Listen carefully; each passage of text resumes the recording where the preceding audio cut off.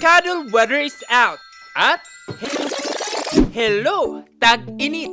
Ito'y sa opisyal na pagdideklara ng pag-asa sa pagsisimula ng dry season o tag-init sa bansa nitong Lunes, March 23. Kaya naman ang ilan, kanya-kanya na ang diskarte to beat the heat. Silong-silong pag mainit. Saka maghalo-halo. Inom ng maraming tubig, sumilong pag mainit, magpahinga konti, magpahangin dyan sa labas. Sa Northern Luzon, inaasahan na ang 40.5 degrees Celsius sa temperatura sa buwan ng Abril hanggang Mayo. Inaasahan natin ang mataas na temperatura at malinsangan na panahon in the coming days. At of course, alam natin na ito ay mag-peak sa buwan ng April and first half of May. Ang tag-init nagsimula ng maramdaman sa ilang bahagi ng Pangasinan. Sa Dagupan City halimbawa, naramdaman na sa unang quarter pa lang ng taon ang 43 degrees Celsius na heat index o damang init. Ramdam din ang init sa bayan ng San Quintin, Pangasinan. Katunayan, 4 na estudyante ang kinailangang isugod sa Rural Health Unit ng bayan matapos makaramdam ng hilo at mawalan pa ng malay.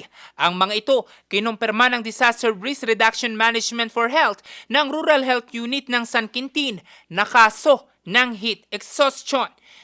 Heat stroke sila kasi ang init, naglalakad sila. Yun, nahilo-hilo sila at yung isa nga, nag-faint siya. Ikinababahala naman ito ngayon ni Nanay Cristina. Yan ang nakakatakot talaga. Pag nababad ka sa init, ay, maraming ang nahihit stroke dito eh. Babae, lalaki, matanda. Bukod sa heat stroke, nagbabala din ang health department sa mga sakit na maaaring makuha dahil sa init ng panahon. Kabilang narito ang pagkahilo, pagkawala ng malay, lagnat, pangangalay at skin rashes.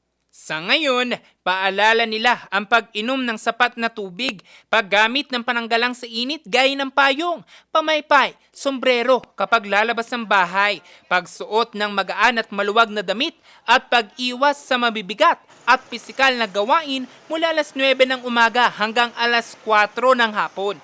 Kung makaramdam daw ng sintomas, agad na magpakonsulta sa pinakamalapit na health center sa inyong lugar.